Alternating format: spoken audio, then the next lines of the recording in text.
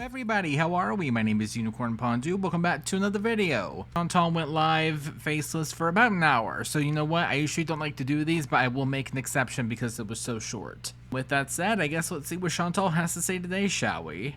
You've been waiting for me, hey? I tried to stay awake last night, but...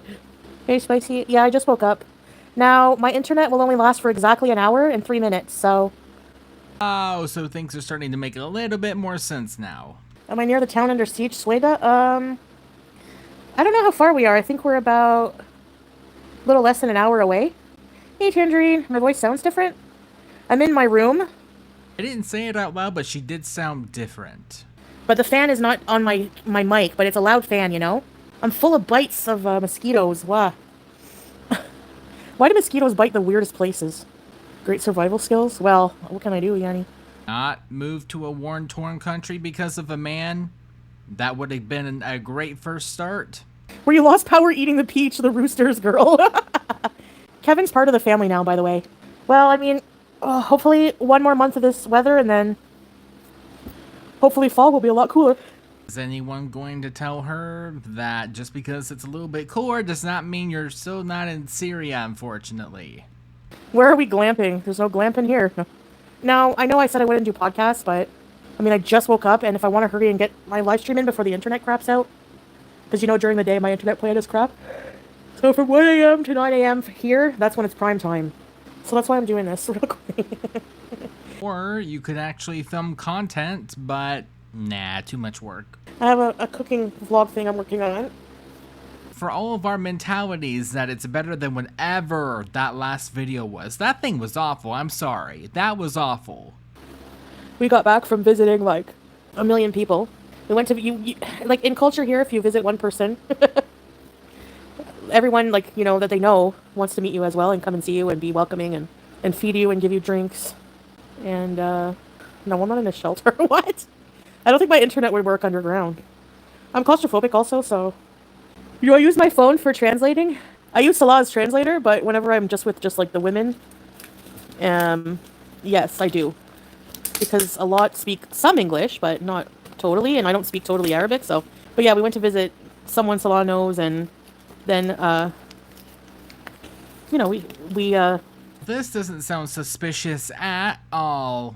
Not one single bit does this sound suspicious. I don't know what you guys are talking about. Someone there that we don't really know, but we've met like once or twice, but they know the people that Salah knows. One of them had a baby, and that's where I had that drink on my community tab. At first, I found it really awkward, but then you get to know the people very quickly. They treat you like family, like, you know, right away. She had, what, 3 years to learn Arabic? Did she ever even attempt to? No, of course not. That would be too simple. I've never been anywhere in the world, ever, where people are so welcoming and nice, and a lot...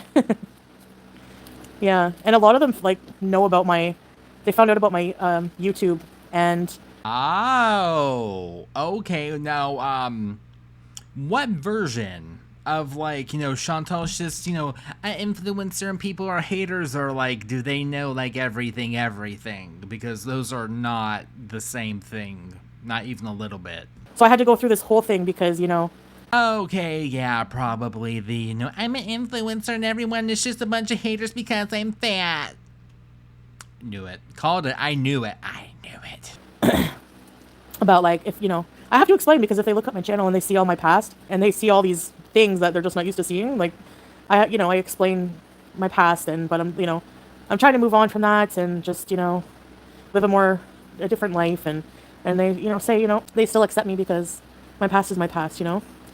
And, they don't really care, so that's good. That eases a bit of it off, and I can be more comfortable maybe filming in the future and stuff, maybe, who knows anyways. Yeah, because it is hard having the type of past I have. It's all public and monetized by you, by the way. I still don't understand why she acts like she had no choice in this matter, ma'am. You were a grown woman. You were a grown woman. There is no, like, you know, oh, I was young and stupid. Ma'am, you were in your, like, late 30s. Really? The Philippines? Yeah, they look like very friendly, welcoming people too, Isapi.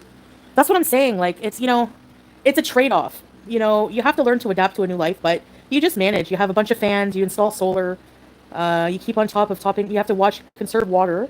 But, you know, at the end of the day, it's, the sense of community I'm not used to, but they're so welcoming. Like, I used to or never gave other people a chance. Think about it.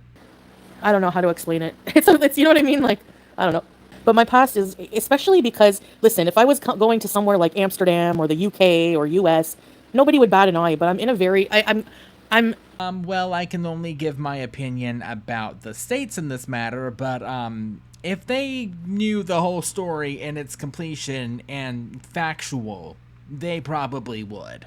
I've been staying in very conservative countries, so you know it's very just you know it's something that I would worry about a little bit, you know. But yeah. Anyway, is it socially exhausting?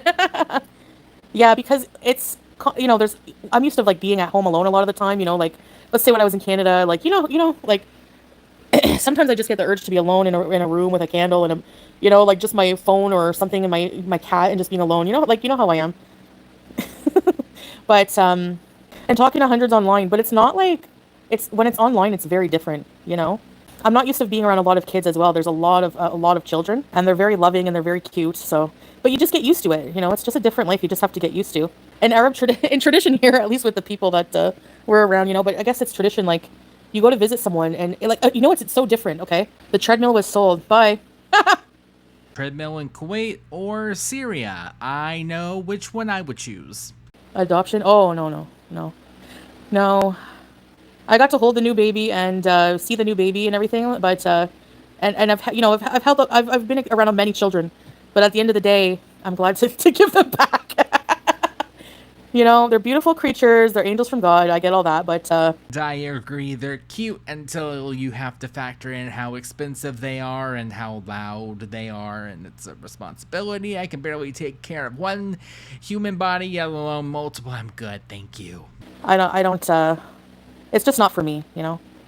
Just not for me. So it's just not meant to be. At least not in this lifetime. I could be 100% wrong about this. I really don't remember much about like, her hysterectomy, but didn't she, ignore her doctor's request and went to, I don't know, like a light witch or something to try to heal her ovarian cyst instead of, following doctor's orders, and that's why she had to have them removed? Anyways, yes, Letsky. Kids are a ton of work and effort. You're a pet parent, and I know a lot of you because you're from the West, where I'm from, and there's so many people that don't have children, but here it's not really the norm. Yeah, Marie, it's not for everyone, you know. So, I mean, but it's I don't mind being around them, as long as, we can give them back. But yeah, it's hey, Lorraine, it's so different. It's so different because, in gatherings, like, I don't know if you guys, maybe different families are different in Canada, but when you have company, it's like a lot of people just want them to hurry and leave. It's almost like an obligation to have company in the West. You know what I mean? You feel like you're overstaying your welcome sometimes, or that people are overstaying their welcome. But here, if you go visit, it's not just, it can't be a 2-hour thing. They will not let you leave. You have to stay, for a couple days maybe, I even feel bad, like our visit was short, thanks absurdity. And we were there like a day and a half. And I felt bad about, like kind of like a compromise, like, they really wanted us to stay a long time. And I said, well, we have to get back, we have the cat and we have, some downtime. Yeah. And it's also, another thing that's, tradition is, which I didn't realize, like we had a meal and I finished my plate. It was a huge plate. And then when they see your plate is empty, they pile on more food because, Anyone confirm or deny? Thank you. That's just the tradition, So I guess if you don't want more, you have to just kind of eat slow until everyone's finished and don't leave your plate empty. Yeah, I had a feeling it had something to do with that, I'm not gonna lie. Yeah, Julia's fine. I left her a ton of water, a ton of food. She's all right. I didn't even think about that. Yeah, I've never owned a cat before or anything that was outside of the water, so I don't know if that's normal or not. Let me know. I have a feeling it might not be, but then again, I don't know. Always be the last one to finish at a guest house? Really? A fellow fast eater, I get it, just wanting to eat it, get it over with, but like, girl, you have to know when to turn the brakes on and off, come on. Is it considered rude to say no? Yeah, kinda. I mean, it depends. Sorta. A food mountain and a mixing bowl full of water. I left 3 dishes of water and they were not even nearly empty, so, made sure the box was super clean, not even anything in it. Cats are easy to leave at home. I still feel bad. That's why I'm like, we gotta go home because, you know, she probably like. I wonder at what point does she wonder like, did we abandon her or something? You know? Yeah, I'm sure Sam and BBJ did at some point. Because like that's the only, I'm not worried about like her actual like dying of starvation because I do leave her a lot of food and stuff. But it's the loneliness. I don't know if cats like, you know, just point to your tummy and wave your hand. Oh, I do, but keep gifts in the car. Oh yeah, we always bring something like, you know. Yeah, we do that every time. Yeah. Uh-huh, sure, definitely. That sounded 100% genuine, and I believed it. Do you just sit and smile while every yes? Usually Salah will translate, but if they're talking about something among them, whatever, yeah. Oh, to be a fly on the wall and to have a phone small enough to be able to use Google Translate. I do pick up on a little bit of Arabic, yeah. No, I always like all the food they offer, always. I have a video. The person cooking, she said that I could film. You know, she knows I do YouTube, but I didn't film her. Like, I just filmed her hands cooking, and we were both cooking. I was helping her, but you're tired of translating, really? You have to, sweet love. Your English is the best there. Ooh, for him to even comment that, he is over it. We did hear, like, you know, when you're outside, a lot of the time at night, we like to sit outside and stuff.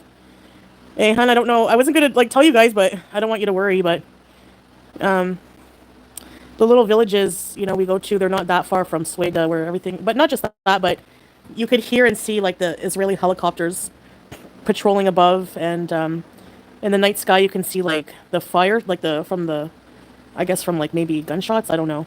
And then, you know, sometimes on the ground, and you just see random bullet casings and stuff. I've asked people, you know, in the villages, like, are you afraid? You know, like, are you scared? And they just say that they're just used to it. They're just used to it, and, you know. See what I mean? She's acting like this is some sort of, like, virtual reality, like, alternative timeline where, you know, this could never happen to her world, but, ma'am, this is your world. This is happening to real people. Well, actually, like, Solano's people from different little areas, different little villages. The way it works, like, there's an area, but there's, like, all kinds of little villages within that area. Do you know what I mean? Kind of hard to explain, but that's sad to be someone's normal. Peace for Syria, inshallah. Just went visiting people. We also had the reaction channels talking about. Yeah. They exacerbated it. The people reaching out to, you know, pause and talking about, like, I knew it was BS when I saw things in the report about prostitution and stuff. Like, what? I did in Kuwait? What are you talking about?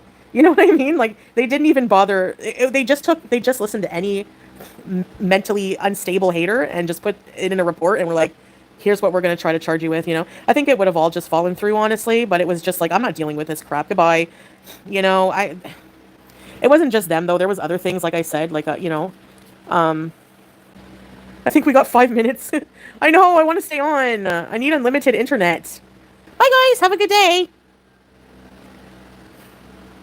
Oh, yeah, the rest was about Julia and food and smoking and shisha and culture and people and just we're repeating ourselves, so no thank you. But with that said, though, thank you all for watching. I will see you guys in the next one. Bye.